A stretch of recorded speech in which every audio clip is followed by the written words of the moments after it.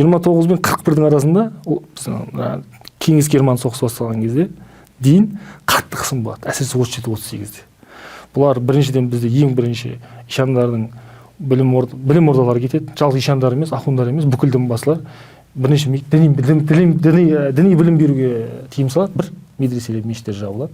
Мешіттерге көбісі өз еркімен жабылды деп мемлекет тәркілейді. Әртүрлі клуб, мектеп қылып, әртүрлі зданиясын қолданады. Мешіт кетті, медресе кетті, вакфтарды алады. Өйткені мемлекет социалистік жүйе бойынша жеке меншікке рұқсат жоқ қой. Бәрі мемлекет тәркілейді, жерін, бүкіл вакфтарды, діни вакфтардың барлығы. Яссауи кесенесіне айналады, кесенесі де алынады. Қасиет жерлердің барлығын контроль етеді мемлекет. Ал имамдардың өздерін жаңағыдай әртүрлі басмашылар көтерілісінен несі бар ғой, травмасы бар ғой мемлекеттің. Діни лозунгпен күресті олар.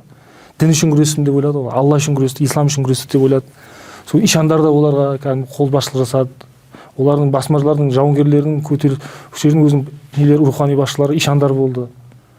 Сөйтіп ишандарға деген негативный көзқарас тағы советтерде тағы болды да, двойной. 39-ға дейін олар тікелей репрессия жасаған жоқ, пропаганда жүргізді. Безбожник деген журнал болған мысалы. Муриди, Ишани Муриди деген мақаласы бар, мысалы оқыған болды, 28 жыл ма жарияланған. Сонда күлет карикатураларын салады ишандардың. Қанаушы, алаяқ, жұмыс істемей ақша табушы, паразит дейді ғой, терминдер бар өздері. Сондай сөйтіп бірінші пропаганда жүргізген, екінші тікелей жаңағыдай лагерге айдау, ату жазасына бұйыру, басқа нелер шаралар қолданған.